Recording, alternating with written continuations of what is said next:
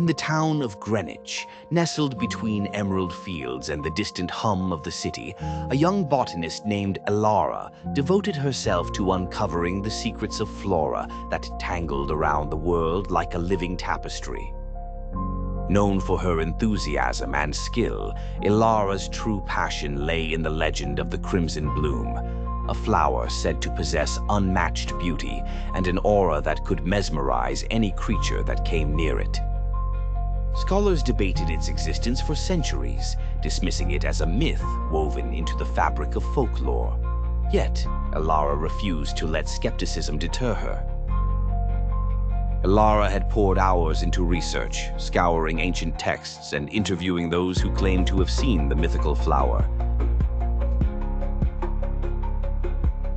Her quest consumed her, driving her to cultivate the legendary plant when she stumbled upon an obscure reference in an overgrown, forgotten library of horticultural secrets.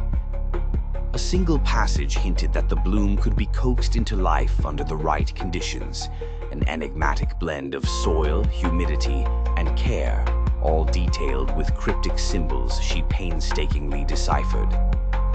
After months of meticulous care and attention in her secluded greenhouse, Allure finally coaxed a single crimson bloom to life. Its petals shimmered as if they held within them the essence of a sunset, glowing fiercely yet breathtakingly gentle. A sweet, intoxicating fragrance filled the air, like something out of dreams. It was as if nature itself paused to marvel at the flower's allure. But as the days passed, Allure noticed that the flower began to change the atmosphere around her, subtle at first, then more insidious. The air felt heavier, filled with whispers that seemed to slither into her mind. She dismissed them as remnants of fatigue, but beneath her calm exterior, suspicion gnawed at her sanity. Was it her imagination?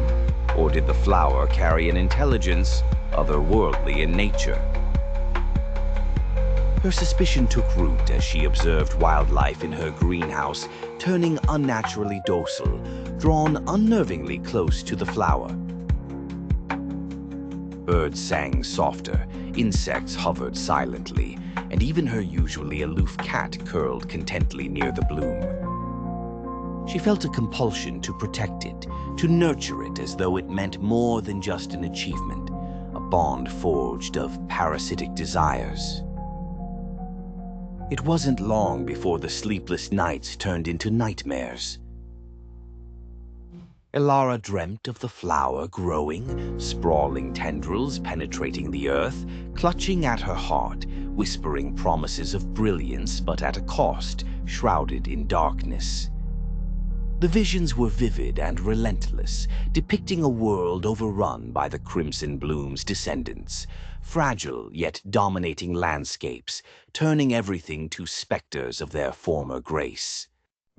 Driven by obsession, yet frightened by the vivid dreams, Allure penned an article detailing her discovery, hoping for insight from her peers, perhaps reassurances of her sanity. But the response was not what she expected. Instead of queries about the miraculous bloom, she received warnings, tales of long-lost allusions to flowers with dark powers and a hunger that could drain not just vitality but sanity. Mentions of ancient civilizations brought to ruin by the seductive allure of similar blooms filled her inbox, each story more chilling than the last. Realizing the gravity of what she had cultivated, Allure faced a choice she had never anticipated. To let the flower live and potentially wreak havoc, or destroy the plant and lose a piece of what had defined her pursuits. As the struggle within her mounted, she unwittingly realized she'd become the flower's guardian, caught in an enigma that lay beyond earthly logic. In the end, Allure's fate was tied to her creation. She burned the flower in a trembling resolve to silence its alluring yet pernicious promises. As the flames consumed the bloom, Elara felt its whispers die down, leaving her with a profound void, a lingering reminder of the incomprehensible link between beauty and ruin.